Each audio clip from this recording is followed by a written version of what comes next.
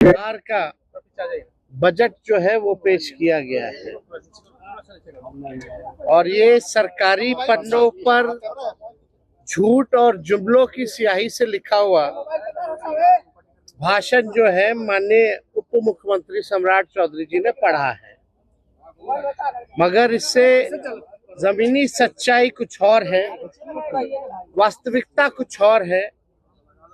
और पूरी तरीके से जब हम लोगों की सरकार 2015 में महागठबंधन की थी, उस जमाने से ही ये बात पुरानी बातें दोहराई गई है। हर ब्लॉक में स्टेडियम बनेगा। शायद इनको स्टेडियम की परिभाषा समझ में नहीं आती है। आज तक 10 सालों में या इतने सालों में आज तक जो है किसी भी प्रखंड में ढंग का स्टेडियम आज तक नहीं बना है। वही पुरानी बातें जो 5 घंटों में जो है पटना पहुंचेंगे, 4 घंटों में पहुंचेंगे, लेकिन स्थिति क्या है, पुल पुलिया टूटता रहता है, भ्रष्टाचार का भेंट चढ़ता रहता है। एक पुल मेगा जो पुल जो बन रहा है वो एक बार नहीं 3-3 बार टूटता है, फिर भी किसी पे कार्रवाई नहीं होती। हम लोगों को बिहार की चिंता है और इन लोगों को सरकार बचाने की चिंता है। हम लोगों को लगा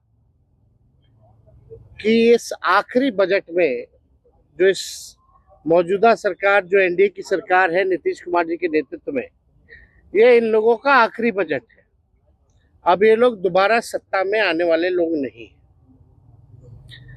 आखिरी बजट में हम लोगों ने कल मांग भी की थी कि 200 यूनिट फ्री में बिजली किया जाए, किसानों का जो ऋण है वो माफ किया जाए, उनको फ्री में बिजली उपलब्ध कराया जाए।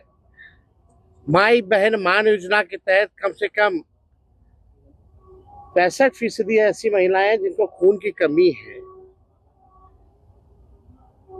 बिहार प्रदेश में सबसे ज्यादा बौनेपन के शिकार जो होते हैं बच्चे हो रहे हैं पूरे देश में। इनको कम से कम 2,500 रुपया प्रति माह जो है वो दिया जाए। हम लोगों की मांग थी कि गैस सिलेंडर को जो है 500 रुपया कर दिया जाए। वृद्धा पेंशन, विधवा पेंशन, दिव्यांगों का पेंशन 400 से बढ़ा करके ये 1500 रुपए कर दे। लेकिन इसमें कहीं भी इस मौजूदा बजट में इस एनडीए की सरकार ने ध्यान नहीं दिया। लेकिन आखिर कब तक नहीं करेंगे? हम लोग हमेशा इस लड़ाई को लड़ेंगे और इनसे जो है नाक रगड़वा करके भी करवाना पड़े तो महिलाओं के खाते में उनको आर्थिक न्याय दिलवाने का काम हम लोग जरूर करेंगे। आप बताइए, 3,17,000 करोड़ का बजट इन्होंने बताया है भाई। 3,17,000 करोड़ का। टेक्निकल हम बात अगर पूछे तो सरकार को रेवेन्यू तो आ ही नहीं रहा, राजस्व तो मिल ही नहीं रहा, तो ये अचानक से 3,17,000 कैसे पहुंच गया? जब बिहार को रेवेन्यू ही नहीं आ रहा है तो ये 3,17,000 कैसे पहुंच गया? बात है कि ये इन्फ्लेटेड बजट है, बढ़ा चढ़ा करके। अगर बोलना ही था तो 3 लाख का, ही लोग 5 लाख बोल देते हैं, 5 लाख करोड़ करेंगे, तो इसका कोई मतलब नहीं है। पिछले बार भी जो बजट में इन लोगों ने घोषणा किया था, कौन सा काम जो है इन लोगों ने पूरा करने का काम किया है? पूरी तरीके से जो है धरातल पे कुछ नहीं नजर आ रहा। 7 निश्चय की बात करते थे, 7 निश्चय का बताओ कौन सा योजना सफल है? 7 निश्चय 2 की बात करते थे, बताओ 7 निश्चय 2 की योजना कौन सी सफल है? कोई तो योजना सफल नहीं हो पा रहा। ये पूरी तरीके से बिहार के हित में ये बजट है ही नहीं।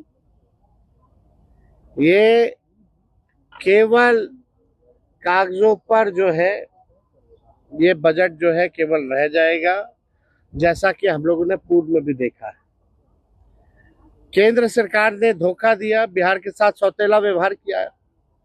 आप बताइए बिहार में साक्षरता को बेहतर करेंगे कैसे? इस पे बजट में कोई प्रावधान नहीं है, बल्कि बिहार साक्षरता के मामले में सबसे फिसड्डी राज्य है। प्रति व्यक्ति आय बिहार सबसे पीछे है पूरे देश में। प्रति व्यक्ति निवेश बिहार जो है सबसे पीछे है। किसानों की आय में सबसे पीछे है। सबसे ज्यादा पलायन बिहार में है। सबसे ज्यादा गरीबी और बेरोजगारी बिहार में है। कहीं कारखाने खोलने की बात नहीं कही गई, कहीं फैक्ट्री लगाने की बात नहीं कही गई। कहीं भी आप देखिएगा नौकरी, रोजगार कैसे नौजवानों को उपलब्ध कराएंगे इसकी बात नहीं की गई। कैसे पेपर लीक रोकेंगे इसकी बात कहीं नहीं कही गई। पूरी तरीके से लॉ एंड ऑर्डर के बारे में कोई चर्चा नहीं, बल्कि अपराधी जो है आजकल प्रशासन के लोग जो है वो असुरक्षित महसूस कर रहे हैं। पुलिस कर्मियों को जो है मारा जा रहा है, कभी कौन माफिया मार दे रहा, सर फोड़ दे रहा, कभी गोली चला दे रहा। पुलिस का मॉडर्नाइजेशन कैसे हो इसके बारे में कोई चर्चा इस बजट में नहीं है। पलायन को हम कैसे रोकेंगे इसके बारे में कोई चर्चा नहीं। बंद चीनी मिल हो, जूट मिल हो, इसको कैसे